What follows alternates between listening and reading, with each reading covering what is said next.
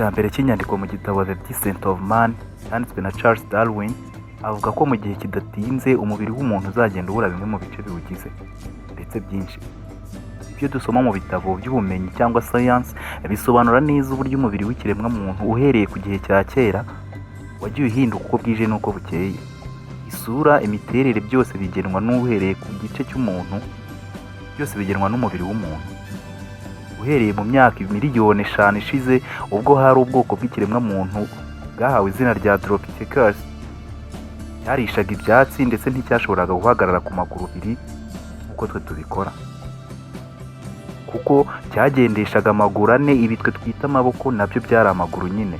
Nyuma yaho mu myaka irenga miliyoni 3 ishize icyo kiremwa cyagiye gihinduka mu miterere kugera kuri Australopithecus.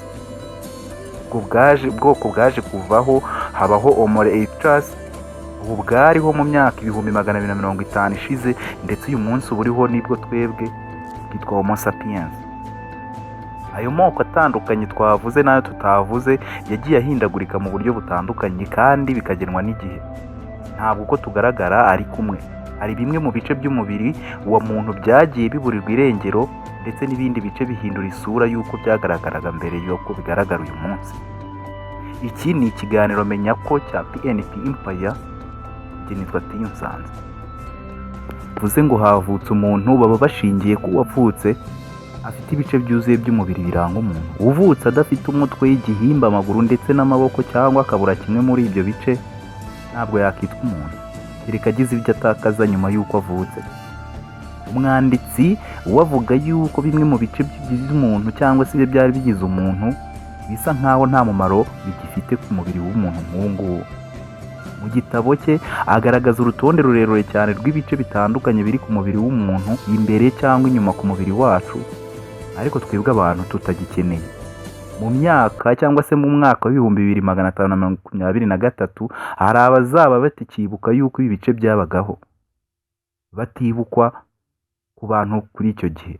Twebwe n'ibisekuru byacu cyangwa se ibisekuruza bitari munsi ya 30 ntituzaba tukiriho. Ibyo tugiye kukubwira ni ibice cyangwa se bimwe mu bice by'umubiri w'umuntu ab'icyo gihe batazamenya ko byigeze kubaho. Ubu tugiye gutangira kukubwira bimwe muri ibyo bice bizagenda biburirwa irengero uko bwije n'uko bukeye mu kiganiro cy'uyu munsi. Igice cya mbere, amano cyangwa toes mu rurimi rw'icyongereza. Abashakashatsi batandukanye bagiye bagaragaza ko abantu bo mu myaka ya mbere cyangwa yo kera bagendaga bakoresheje aho twita mu rworo bw'ikirenge cyangwa umurongo ugaragara mu kirenge umuntu. Aba bageragezaga kuringaniza ku buryo umurambararo wose bawukoreshaga, ndetse na 1/2 cy'amano cyabaga bagikandagiza. Gusa twebwe abantu bo mu myaka isaga miliyoni ishize kugeza ubu byabaye itandukaniro cyangwa se nk'ibitandukanye, kuko imbaraga zifasha mu kugenda zagiye zishyirwa ku gice cyo ku ruhande ariko utagera ku mano. Ubushakashatsi bwo mu 2017 ku ihindagurika ry'imiringaririze y'ikirenge bwagaragaje ko igice kinini kiri hagati mu kirenge cy'umuntu kigenda kigira hejuru kurushaho, aho usanga uretse kuba umuntu adashobora gukandagiza umurambararo wose w'ikirenge, ahubwo umwobo usa n'uwicukura ugana hejuru mu kirenge urushaho kuba muremure. Ibi bivuze ko amano yari ingenzi cyane mu myaka myinshi ya kera we hambere, ubu atakiri ngombwa ku muntu w'ubu ngubu. Iki gice nacyo kiri mu bizaburirwa irengero, ndetse bikabazaba byarabaye bimenyerewe ku bantu mu myaka itarenze 500 iri imbere. Ni ukuvuga mu mwaka wa 2523 twakubwiye. Igice cya kabiri kizaburirwa irengero, umusatsi wo ku mubiri bamwe bakunze kwita ubwoya, body hair mu rurimi rw'icyongereza. Ubusanzwe ubwoya bw'ingohe ndetse n'ibitsike biri hejuru ku maso yacu bidufasha kurinda ivumbi, umuyaga mwinshi, ibyuya cyangwa ikindi kintu icyo ari cyo cyose cyoroshye gishobora guhungabanya amaso yacu, ariko kikaduhutaza amaso akabuza kudufasha kutureba. Gusa ibi bitandukanye n'ubwoya bwitwa impwempwe. Ubu bwoya bukunze kugaragara mu gituza cya bamwe mu bantu b'igitsina gabo. Izi mpwempwe uretse kuba hari bamwe bizifashisha cyangwa se zifasha mu kukurura b'igitsina gore, bakizikunda cyane cyane kuzikoraho, ubundi nta wundi mumaro uhambaye ubwoya bufite ku mubiri w'umuntu. ubwoya bugaragara mu gatuza k'umugabo buzavaho burundu, umuntu wese asigare k'umubiri atagira ubwoya. Igice cya gatatu kizongera kubura cyangwa se cyagenda kiburirwa irengero ku mubiri w'umuntu ni amenyo y'ibijigo, ibyo bita wisdom teeth mu rurimi rw'icyongereza. Ubu bwoko bw'amenyo ni aheruka andi yose mu kanwa k'umuntu, aherereye inyuma cyane ku buryo kuba waseka ukayagaragaza bidapfa gukunda. Mu myaka ya kera cyane, umuntu cyangwa se abantu ba kera bayakoreshaga bahekenya ibiribwa bikomeye cyane cyane kuko umuriro utari waza cyangwa se batari bagira umuriro, kugira ngo babyoroshye bakoresheje umuriro cyangwa icyo twita kubiteka. Ibi ntibyabagaho, niyo mpamvu baryaga ibibisi akaba ari byo bahekenyesha aya menyo. Ibi bitandukanye n'ubu cyane ko nibura 5% by'abantu barinze cyangwa se barinze amenyo yabo cyangwa bakayarinda neza, bakabaho neza, bakayakoresha neza akiri meza. Abangaba nibo bagifite aya menyo ari mazima. Ubu bwoko bw'amenyo ntacyo bumariye umuntu, ntacyo bumaze kuko ntaho bayakoresha. Amenyo yitwa y'ubwenge cyangwa se wisdom teeth ari mu bice biri mu mibiri w'umuntu bizaburirwa irengero cyangwa se bizibagirana, bizabanziriza ibindi mu kuburirwa irengero ku mubiri w'umuntu. Tugiye ku gice cya 4, imoko z'abagabo cyangwa se men's nipples. Wazita imoko cyangwa ukazita amabere cyangwa ukazita udusununu tw'amabere, yaba umugore cyangwa umugabo twese tugira imoko. Ku bagore nicyo gice umwana atamira agakurura amashereka mu gihe arimo konka. Iyo umwana akiri urusoro mu nda ya nyina amutwite, ntabwo aba afite ibice byose by'umubiri w'umuntu byuzuye, gusa bigenda byiremarema uko bwije n'uko bukeye, uko ibyumweru bishira mu gihe aba atwite. Kubera izo mpamvu, bitewe n'uko abaherereye ababere y'umuntu hirema mbere y'igitsina, umwana wese aba afite ahazajya amabere. Icyo gihe igitsina iyo kimaze kwirema, umwana ufite igitsina gabo atangira kuburirwa irengero cyangwa se akabura imisemburo yitwa prolactin, bityo ntashobore gukorora no gukurura amabere cyangwa se gukura amabere ku buryo yazagaburira umwana binyuze mu mashereka. Gusa ku bagabo iki gice ntacyo kimaze kuko nticyaba cyangwa ntibashobora konsa kuko nta mashereka bagira.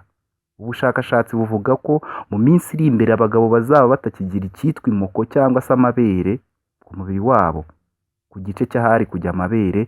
Ibyo bazaba cyangwa se iyo baza kuba ari abagore, ibyo ntabwo bazaba bakigira mu myaka itarenze 500 iri imbere. Ubu tugiye kujya ku gice cya 5. Igice cya 5 umuntu azaburira irengero cyangwa se kizaba kitagaragara, kizaba kitakigaragara ku mubiri w'umuntu, ni umutsi w'ukuboko, palmaris muscles mu rurimi rw'icyongereza. Ubu aka kanya niba uzifite zose cyangwa se urimagina nk'aho uzifite ku kuboko kwawe, ku bushake bwawe egeranya intoki 5 uko ziri zose, usa nk'ufunga igipfunsi cyangwa ingumi kuko bamwe babivuga.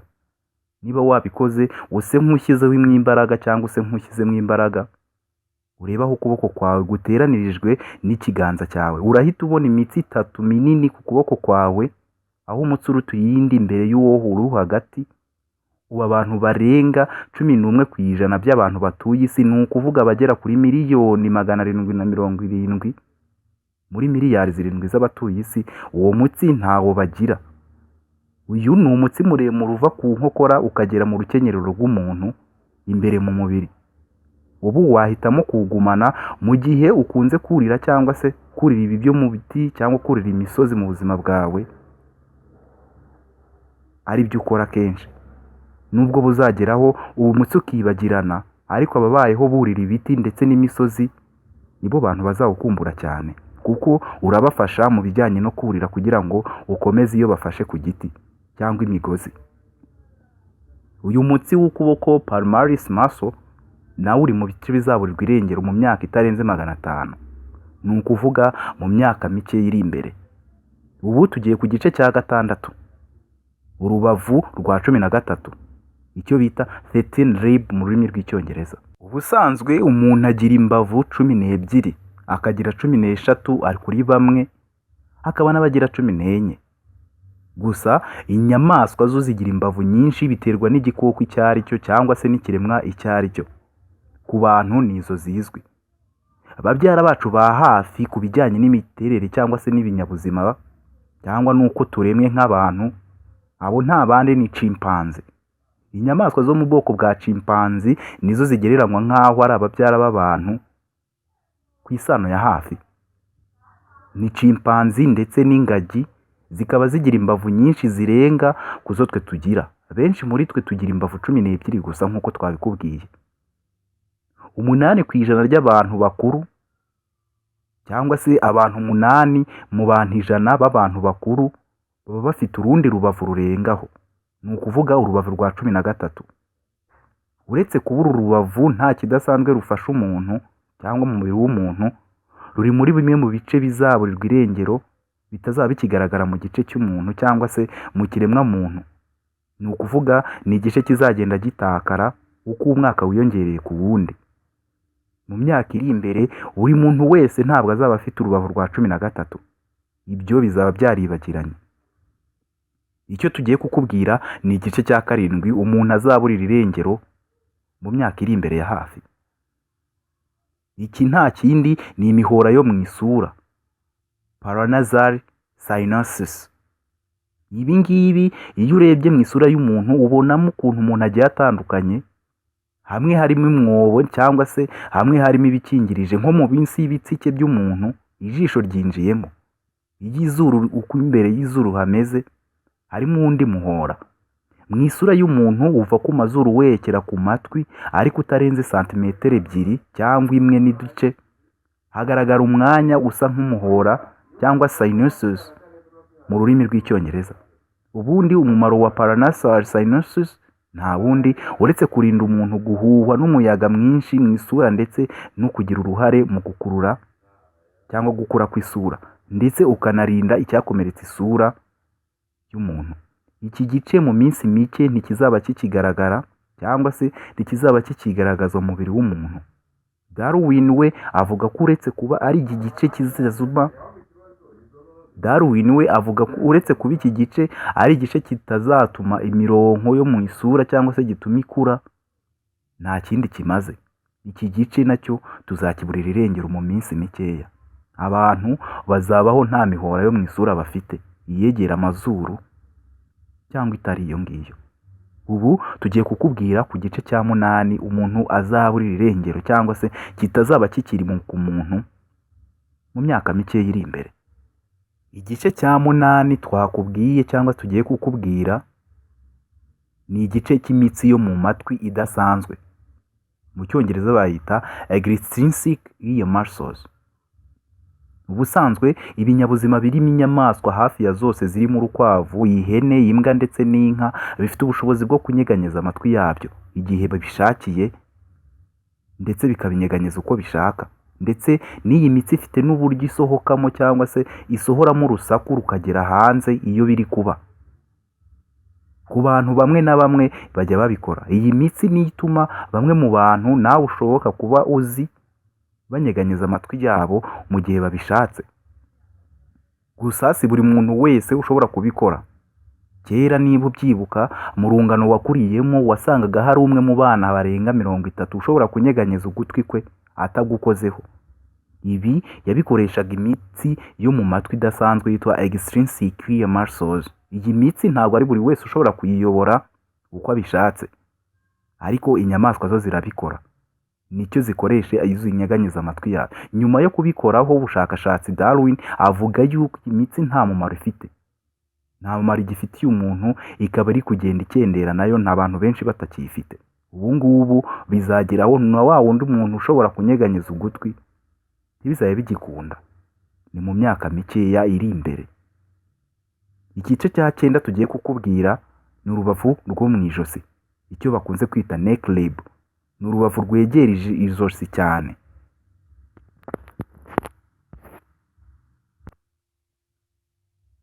Iki gice kiri mu iteranyirizo ry'imbavu uko zitangira cyangwa se uko ziheruka hejuru.